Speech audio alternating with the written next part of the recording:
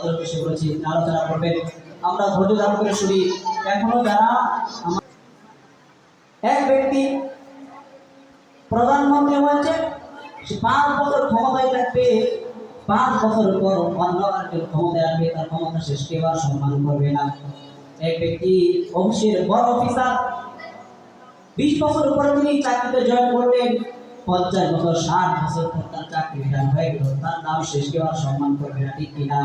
কিন্তু একজন কোরআনের হাফেজ, একজন আলেম, দেখবেন খেয়াল করবেন, একজন আলেম যখন থেকে কোরআন বিচার করতে শুরু করবে, দেখবেন তার যখন যত বয়স বাড়তে থাকবে, তার দুনিয়াতে দাম বাড়তে থাকবে, মানুষ তাকে অনেক সম্মান করে থাকে, ঠিক কিনা? যত দেখবেন যত বড় হুজুর আলেম হবে, যত আস্তে আস্তে দাড়ি পাকতে থাকবে, বয়স যত বেশি হবে, দুনিয়াতে আল্লাহ রাব্বুল আলামিন হুজুরদেরকে আল্লাহ তাআলা আবার বানায় দেন, ঠিক কিনা? মানুষ এই অর্জন করার পর যত বৃদ্ধ হয়, যত অতীত যায়, দুনিয়ার মানুষের কাছে রব্বুল আলামিন তাকে সম্মানিত বানায় দেয়, দুনিয়ার সব মানুষ তাকে সম্মান করে সামনে বানায় দেয়, ঠিক কিনা? আর পরকালেও রব্বুল আলামিন ফেরেশতাদের মাধ্যমে সাহাবায়ে করে এমন ব্যক্তিদেরকে পরকালে জান্নাতে দিবেন, সুবহানাল্লাহ।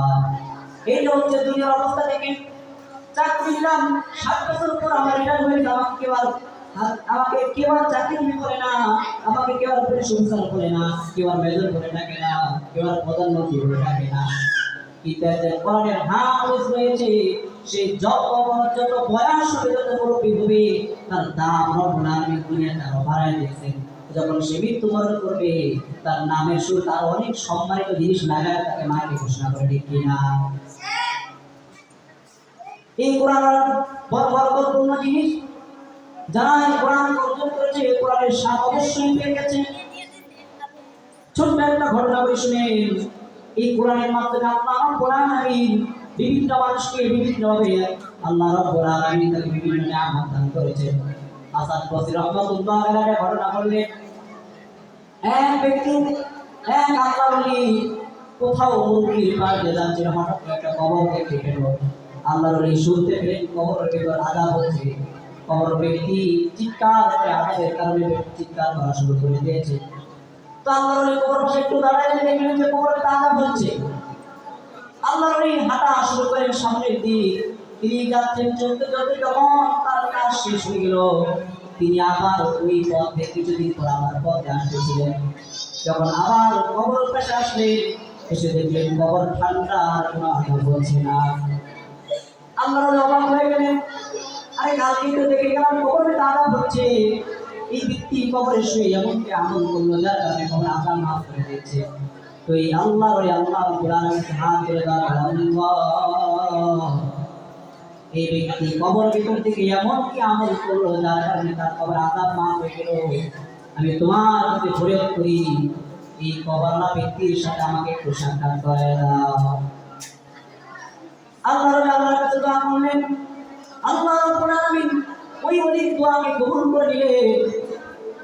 আল্লাহ রাব্বুল আলামিন ওই মৃত কবরে আল্লাহ তাআলা কবর উঠায় দিলেন কথা বলার জন্য।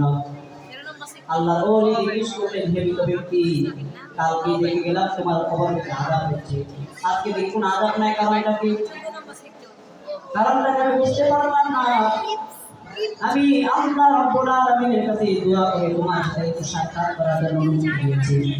এই কবর ব্যক্তি ডাকতে বলতেছে, ও আল্লাহর ওলি, আমি দুনিয়াতে ভালো কোনো মানুষ ছিলাম না, ঠিক মতো নামাজ কালাম করি নাই, নামাজ বন্দী করি নাই, কোরআনের দিকেও যাই নাই, কোনো আমলও করি নাই, আল্লাহর উপরে তাহলে কিভাবে এত মর্যাদা পেলে?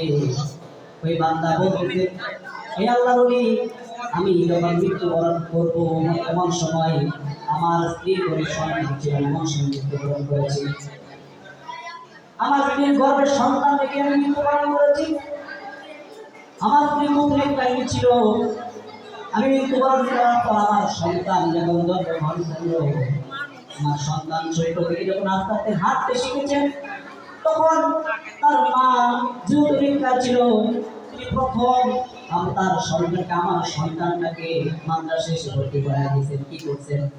সর্বপ্রথম ছোট্ট বাচ্চাকে মাদ্রাসায় ভর্তি করে দিয়েছে। মাদ্রাসায় ভর্তি করে দেওয়ার পর উস্তাদ তাকে প্রথম শিক্ষা দিয়েছেন বিসমিল্লাহির রহমানির রহিম। কি শিক্ষা দিলেন? বিসমিল্লাহির রহমানির রহিম। কোরআনুল কারীমের হাদিসের মধ্যে আছে, আবু হুরায়রা রাদিয়াল্লাহু তাআলা বর্ণনা করেন, তিনি বলেন কোরআনের একটা হরফ পড়লে আল্লাহ তার 10 নেকি দান করেন, দুইটা হরফ পড়লে 20 নেকি, তিনটা হরফ পড়লে 30 নেকি। কিন্তু এই হরফটি যদি রমজান মাসে পড়া হয়, আল্লাহ রাব্বুল আলামিন এক একটা হরফের বিনিময়ে 70 থেকে 700 করে আল্লাহ তাআলা সওয়াব দেন। সুবহানাল্লাহ।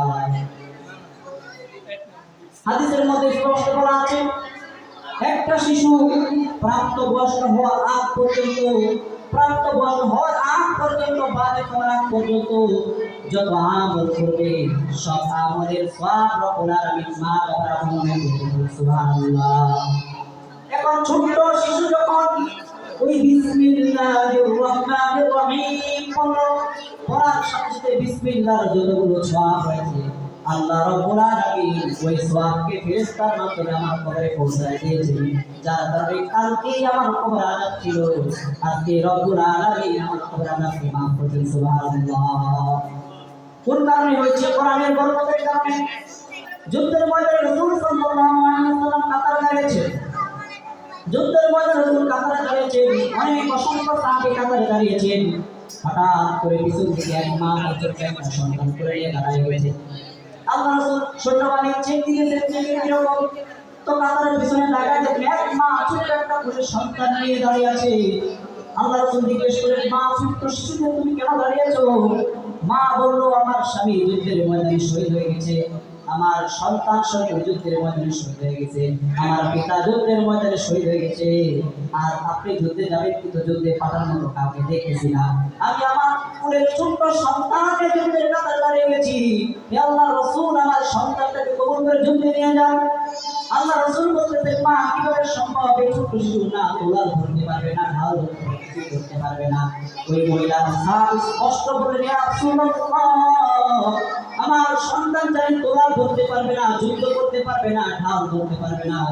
কিতাবে যখন জিহাদের ময়দানে যুদ্ধ করতে যাবে, তখন আমার সন্তান যখন কাফের বেঈমান আপনাকে তীর তলোয়ার চালাবে, তখন আপনি আমার সন্তানটাকে সামনে তুলে ধরবেন। আমার সন্তান যেন তীর তলোয়ার আঘাতে যেন শহীদ হয়ে যায়, তাহলে আপনার সন্তান আঘাত না লাগে। সুবহানাল্লাহ। আপনাদেরকে বলি, দুনিয়াতে আপনার সন্তান 2 জন 3 জন রয়েছে, ডাক্তারিতে অনেক কিছু বানান, তো একটা সন্তানকে মাদ্রাসায় দেন, হাফেজ বানান, আলেম বানান, কাল কেমন দিন কিছু না পেরে আল্লাহর দরবারে হাফেজ আলেম সন্তান উঠতে পারবে। সুবহানাল্লাহ। আল্লাহ রাব্বুল আলামিন কাল কিয়ামতের দিন কোরআনের বরকতে আল্লাহ রাব্বুল আলামিন আমাদেরকে হাফেজ আলেমের মা বাবার কোঠার তৌফিক দান করেন। আমিন। ওয়া আখিরু দাওয়ানা আলহামদুলিল্লাহি রাব্বিল আলামিন।